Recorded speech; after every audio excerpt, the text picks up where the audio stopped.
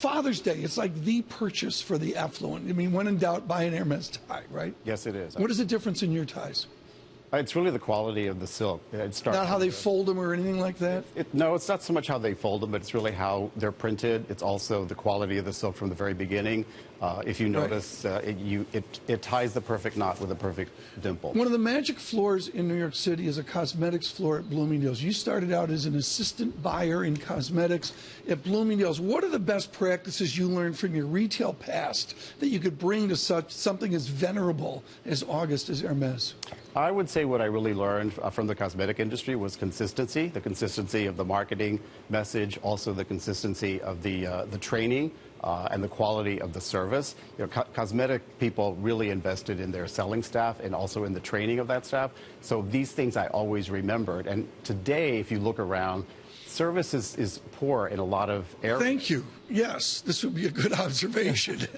You know, when we looked at a breakdown of your global numbers, you know, a huge percentage still comes from France. 16% is what I'm looking at right here.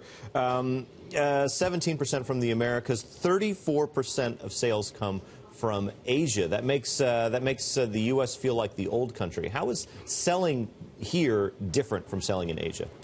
The single biggest difference here versus Asia is that our business here is really driven by the majority of domestic customers. So 70% of our business here is done by local clients. And when I say local, all of our markets, whether it's Boston, Seattle, Beverly Hills, Houston, Dallas, we have a much more locally driven client base. Yes, we do get tourists in the key cities, but most of it is locally driven. That's Chris Morangi with Gabelli with us. How are you going to get them in the store to buy men's clothing? What do you do? I mean, if we're not going to go in as Americans and buy exquisitely, incredibly expensive shoes, how do you leverage your name into men's fashion?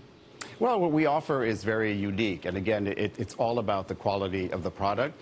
When you have, for example, a beautiful suit like that, why not make it different and line it with a beautiful scarf lining? That's the types of things that we can do to entice you to come in and have something that's a little bit more unique and special. How are you going to Chris, this guy's good. He likes your suit.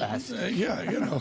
Chris Morangi, fashion plate. I love his tie, especially. But within this, Bob Chavez, is the idea of not doing what others do. We all notice Louis Vuitton, Chanel, they all get bigger and bigger and bigger. You've chosen aggressively not to do that. How do you know when you go in every day what not to do to keep the brand going? It's really about always remaining true to our heritage, which is the quality, about craftsmanship. Anything and everything we do is made by hand, but it's also about the authenticity of the brand. It's maintaining that authenticity. Where do you get the people to build this stuff, to the leather belt or that bracelet? I mean, how do you find the thousands of people it must take?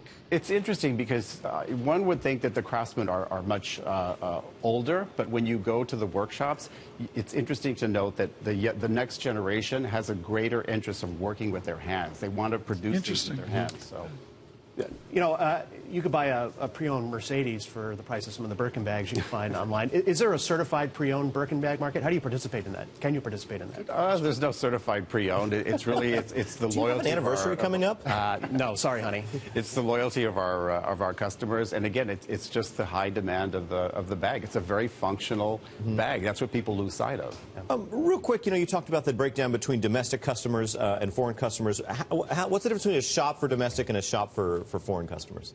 It's really the same. Every shop director goes to Paris twice a year to do their own buy. So there's no computer sheets that spread the buy, but it's all done uniquely for each market. Bob Chavez, thank you so much. With Hermes, getting you ready for Father's Day.